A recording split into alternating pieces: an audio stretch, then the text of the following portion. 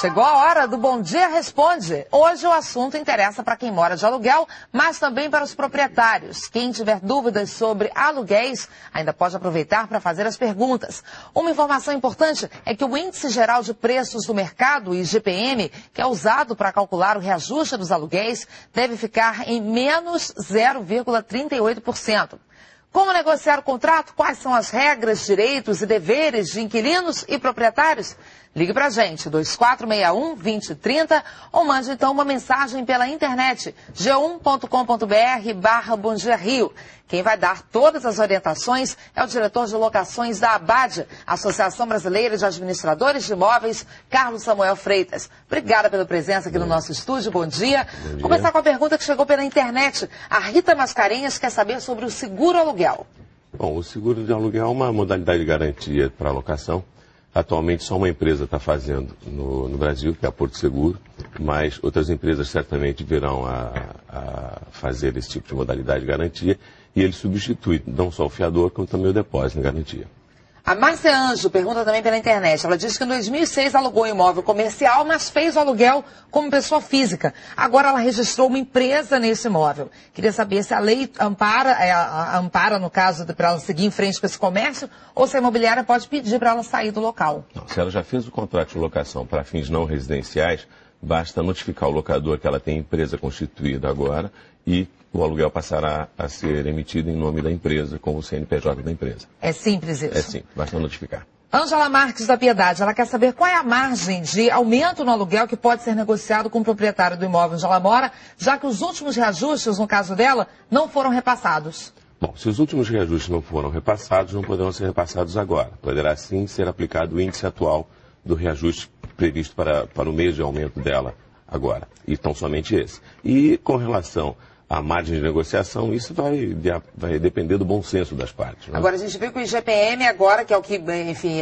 em que se baseia o reajuste dos aluguéis, vai ser negativo. As pessoas podem pedir uma redução do aluguel ou não? Não, na realidade ele não vai ser negativo, ele vai ser menos 0,38. Menos 0,38 em relação ao anterior, que foi de 15,32. Então, na realidade, o índice aplicado vai ser menor. Porém, a negociação é sempre válida. O que prevalece é o bom senso entre as partes, negociar sempre o melhor reajuste. A Rosane da Ilha do Governador diz que está tentando alugar um imóvel, mas não consegue porque os proprietários têm exigido o depósito de 3 meses do valor do aluguel e ainda que o fiador tenha 2 imóveis no seu nome. Ela quer saber se isso é permitido. Bom, a lei do inquilinato ela é clara. No artigo 37, no parágrafo único, só é permitido uma única modalidade de garantia. Ou é o depósito, ou é o seguro-fiança, ou é o fiador.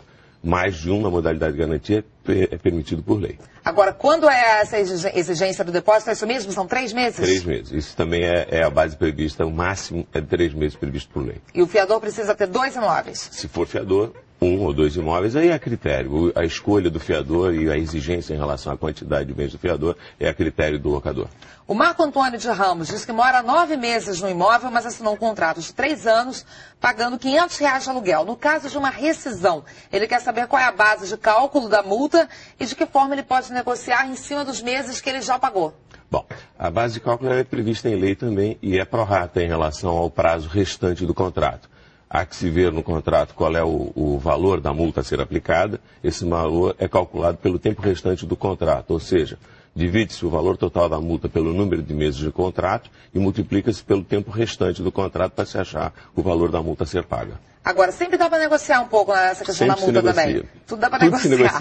A Cristina de Souza, de São João de Meriti, pergunta se em casos de danos acidentais em alguma parte do imóvel, o inquilino é obrigado a pagar ou isso pode ser também negociado com o proprietário? Bom, partindo da premissa que tudo é negociável, também pode ser negociado. Mas se o dano ao imóvel foi provocado por uso ou mau uso do locatário, ele tem que repor o imóvel nas condições originais.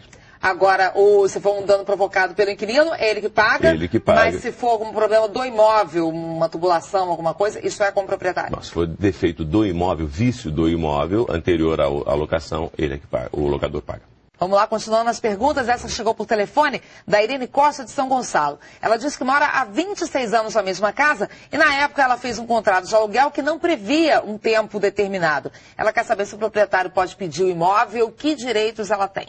Bom, as locações celebradas antes da atual lei do inquilinato, que é de 1991, o locador poderá também denunciar a locação e pedir a saída dela do imóvel, dando um prazo a ela de 1 ano para a saída. Se ela não sair em 1 ano, ele propõe ação de despejo para a retomada do imóvel. Agora, se ele for alugar esse imóvel de novo, ela tem alguma prioridade? Não. Nenhuma? Nenhuma. O Marcos Tavares de Mesquita, só para completar essa pergunta, se ela acha que está numa situação assim, vulnerável, ela pode propor, então, que se faça agora um contrato de aluguel? Sim, claro, ela pode propor ser uma boa saída. um novo contrato de locação atual, claro, evidente, em valores atuais. Eu creio que se ela for uma boa locatária, o locador não vai se opor a isso. É mais garantido para ela, né? Com certeza. O Marcos Tavares de Mesquita, ele quer saber se ao fazer um contrato de aluguel, o locatário tem que pagar esse contrato à imobiliária. Não, não é vedada qualquer cobrança ao locatário pela elaboração de contrato de locação. Não tem nenhuma taxa. Qual é a taxa que pode ser cobrada no momento de aluguel? Nenhuma? Nenhuma. No máximo, enfim, se for o caso, aquele aluguel de 3 meses de depósito. Sim, como garantia. Exato, aí é a garantia. A Rose Kelly Santos, de 30 anos, mora em Vila Isabel, ela precisa fazer uma vistoria no equipamento de gás encanado do imóvel que ela aluga. A SEG cobrou R$150 pelo serviço. Ela quer saber se é responsabilidade dela, do dono do imóvel, se ela pode pagar e pedir desconto no aluguel, então, por serviços realizados ali na manutenção.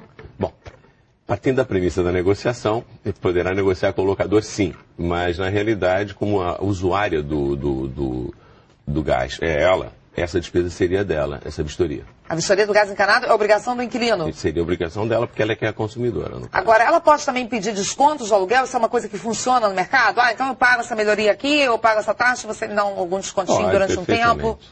Acaba funcionando. Uhum. A Júlia Franco, de São Gonçalo, diz que o antigo proprietário do imóvel onde ela morava entrou na justiça para cobrar taxas de um imóvel que não está registrado na prefeitura e que não existia contrato. Ela quer saber se é possível. Ela morava lá numa situação um pouco irregular. Bom, se ela morava e havia uma relação de locação mesmo sem contrato, na realidade se estabeleceu uma relação entre eles. Não tinha era contrato.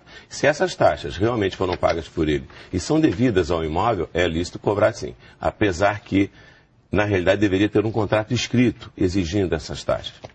Ok, o Cláudio Pereira de Guadalupe com relação à manutenção do imóvel alugado. Ele quer saber sistema hidráulico, válvulas de descarga, vazamentos, sistema elétrico, fiação defeituosa, disjuntores. De quem é a responsabilidade da manutenção? Porque ele disse que não tem nenhuma especificação ali no contrato. É o proprietário ou é o inquilino que paga? Bom, vejamos. Tudo aquilo que for de uso do locatário e que for danificado pelo uso dele, por exemplo, a válvula de descarga, quem usa é o locatário, claro e evidente, né? E ele já está há algum tempo no imóvel, claro e evidente que esse reparo é dele. Agora, tubulação oculta, tubulação interna de parede do imóvel, isso não é a responsabilidade dele, é a responsabilidade do locador. O Léo Costa da internet quer saber quanto tempo antes ele tem que avisar que vai deixar o imóvel quando ele quiser sair e de que modo ele tem que informar a imobiliária. Tem que mandar carta, bonitinho, como é que tem que fazer? Sempre por escrito, 30 dias antes, até 30 dias antes. E mesmo assim pagar as multas todas. Bom, o que tiver que ser pago. O que tiver lá previsto. Uma última pergunta aqui para encerrar. A gente já até respondeu, mas só para reforçar. O Jorge Sobreira do Rio Comprido, também pela internet, ele quer saber como se livrar do fiador. Como se livrar do fiador? Tem o seguro contratado aluguel, né? o seguro fiança, ou se o locador assim o permitir, uma calção em dinheiro de 3 vezes o valor do aluguel. Agora, no meio do contrato, ele tem como trocar esse sistema, uma vez que já tem o fiador lá? A qualquer tempo pode ser negociado. Ok, muito obrigada, Carlos Samuel de Freitas do Abade. Muito obrigada pelos esclarecimentos aqui no Bom Dia Rio. Eu gostaria de comunicar aos telespectadores que no dia 20 de setembro vai ter no Otton um encontro nacional de inquilinos e locadores. A entrada é franca, qualquer pessoa pode comparecer e estará à disposição qualquer pergunta. Ok, entrada gratuita para poder tirar mais dúvidas. Exato. As perguntas que ainda não foram respondidas aqui no estúdio vão estar daqui a pouquinho na nossa página na internet e o nosso convidado, o diretor de locações da Abade, vai tirar todas as dúvidas que foram enviadas. Acesse então a nossa página e confira.